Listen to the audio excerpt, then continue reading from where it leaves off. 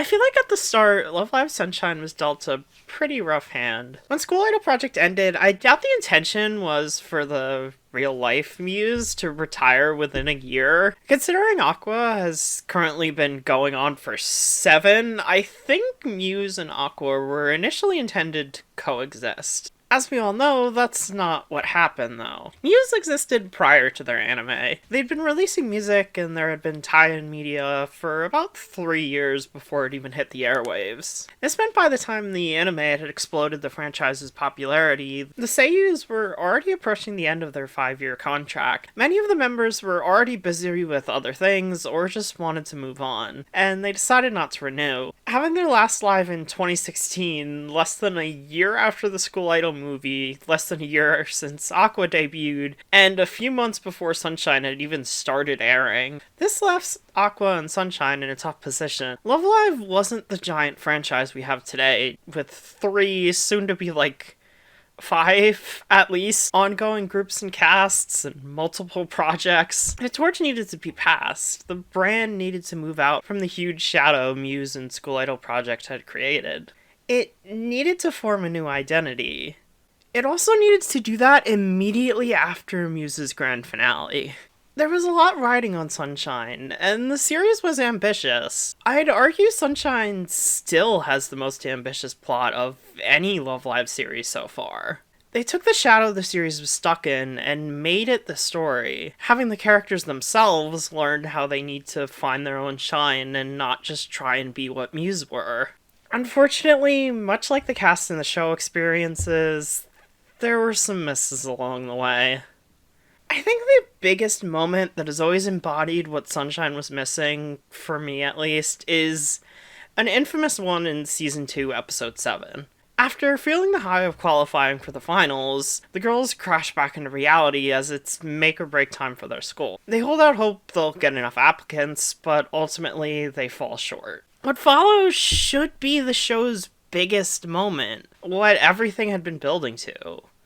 They're crushed, understandably, questioning whether there's even a point in going on with Love Live. We get a really well done montage where the members are individually trying to cope with their failures, set to the fittingly bittersweet "Our hearts will clear it just like the sky." All good so far. But then, we get the moment I was referring to earlier. The group reconvene, but they still can't cheer the crushed Chica up. So, what finally gets through to her? The entire school yelling out their support of the group. During what should be the most pivotal moment of the show, there's always one thought in my mind. Who are you people? This right here is what Sunshine was missing. I love these characters and a lot of aspects of the show, but Sunshine has always frustrated me whenever I watched it. It was only recently I was really able to pinpoint why. Sunshine Season 1 follows a very similar structure to School Idol Project for the first 2/3 of the show. Everyone is introduced, main girl drags her best friend into being an idol with her after falling in love with school idols, student council president is opposed to the idea. After 2 episodes primarily focusing on them, the second year's first performance goes poorly initially, but the group resolves to keep going and come out victorious even when the student council president challenges them. Episode 4 focuses on a pair or trio of first years and the personal baggage they have that's keeping them from joining. Episode 5 focuses on the quirky outcast member of the group joining. 6 has the group making a PV and realizing something important about their club. And 7 and 8 are a 2-parter with a big payoff the season was building up to. In School Idol Project, it was Ellie joining. In Sunshine, it's the group dealing with failing to make an impact and crashing out of a contest in last with 0 votes before resolving to keep going. This is fine in concept. I get the idea. The story was the group needing to learn to step out of Muse's shadow and be themselves. Which is fine, fitting considering the state the franchise was in at the time. Arguably necessary, even. Execution could have been a bit better than copying the episode structure of the first series beat for beat, but whatever, it did the job, and most of the episodes are actually pretty great with minimal frustrating moments. Really, it's mainly just episode 3 where they try really desperately to top the Hanyo showing up at the concert through a really contrived wrong time explanation the episode never actually supports, and a really forced moment to have Taya try and replicate Ellie, but whatever, fine. Not the topic for this video. After this, the season continues to focus on interpersonal drama between the members, which has some really great moments. Episode 9 and the third year stuff as a whole is the highlight, but there's a lot of good here. However, then they do a really stupid and pandering way for the group to realize they need to not try and be like Muse. I mean, seriously, they want to avoid actually having Chika meet Honoka because subversion, while still having the cheap fan service of a kid Honoka with Suba's eyes do the rail slide, which only has any meaning to the audience since we're never shown if Honoka did it in an in-universe PV or anything.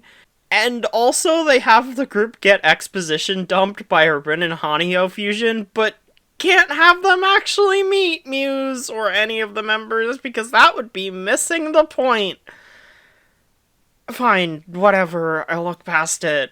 But then, in episode 13, the rest of the school wants to join Aquas in singing at regionals. This isn't allowed for obvious reasons, but then on stage, Chika proudly proclaims that they're not just 9 and everyone does sing. This is where Sunshine's cracks really begin to show. The point here is supposed to be that Aqua's small town origins are their strength, their backbone. Them being from the boonies, like Chico puts it in episode 6, isn't a hindrance. This is even what they learn in that episode, with Chika saying it's what makes their town special. Even in the contrived moment in episode 3, it's showing their whole town and school coming to support them. But maybe some of the time spent replicating School Idol Project's formula could have, I don't know, strengthen this idea besides one instance that feels like a contrived rehash and then just expecting the viewer to buy it in the season finale as a core theme.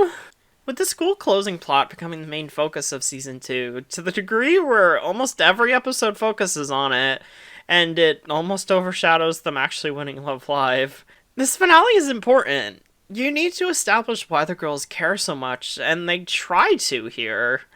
But this episode feels like the show going, oh shit, and realizing they forgot to do that up to this point, so they kind of pretend they did. The issue with this, and what comes after, is, at least for me, they never make the audience care. Love Live has always had an issue with side characters. There basically aren't any.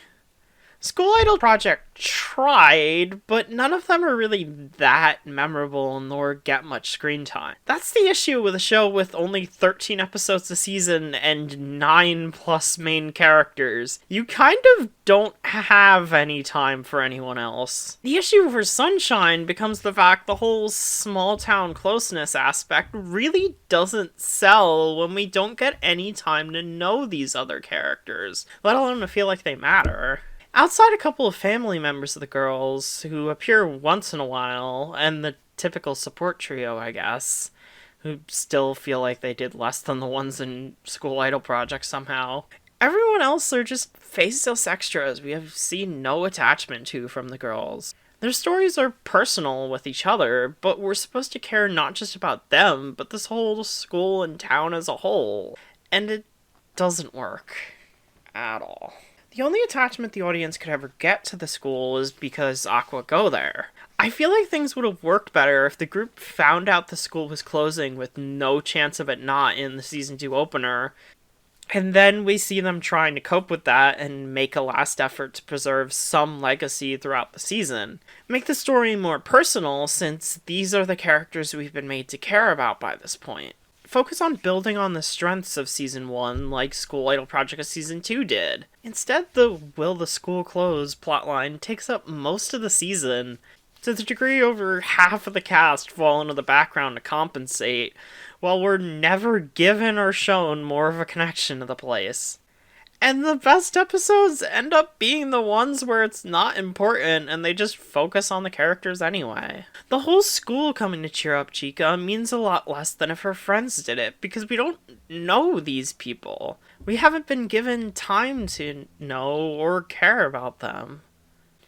Imagine if in Isn't It Frustrating, instead of Rico and then eventually Yo in the first year is coming to cheer up Chica, after she finally breaks at the end of the episode, it was just a bunch of random extras we have no connection to.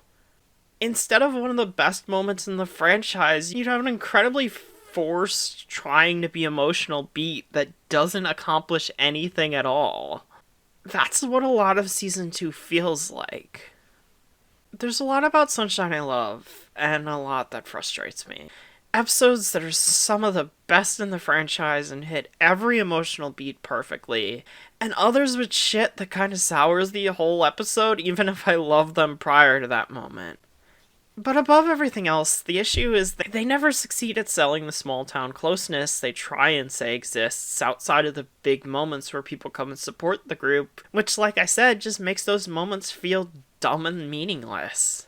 If we actually saw the girls have different friends outside the club they spend time with a lot, saw them go around town and lots of little moments where they recognize people, or show how they're familiar with almost everyone from growing up in this small beach town their whole lives, it'd make them failing more impactful. Maybe we could see the teachers they've known for a long time. Maybe since it's a small school, they had a lot of them all 3 years. Maybe their parents volunteer there all the time, or help with events or something to make them feel more personally involved. Maybe the school had events the whole town attended, because what else is there to do in the boonies? Just give us something. I mean, Jesus, as it is, it feels like by the end of the show, Mari is the entire school staff. Why is it surprising to them this place closed? As it is, like I said, I just don't care. I feel like I don't know any of these people, nor do I care about them in their school. If anything, it frustrates me when the school closing feels like it's getting more focused than any of the characters are. I think the plot missing elements that really would have made the audience care is a big part of why Sunshine, and Love Live as a whole, has never really had any cultural relevancy in the West since Muse. Sunshine, love it or hate it, is a harder show than School Idol Project to get into. That's not inherently a bad thing at all. Some prefer it, and I get that. I respect it. But I do think it had an effect. People didn't latch onto it as much. And now we're left with the strange double reality of Love Live being bigger than ever in Japan, but a niche forgotten relic in the West. Sunshine was ambitious. It needed to be. Ultimately, it's the reason Love Live was able to become the big mega franchise with multiple ongoing groups and projects it is today. Things like Niji and Superstar wouldn't exist if it weren't for Sunshine, and I'm grateful it does exist. But while the show had some amazing highs, in the end it leaped for the stars, but never quite had the footing needed to make it there.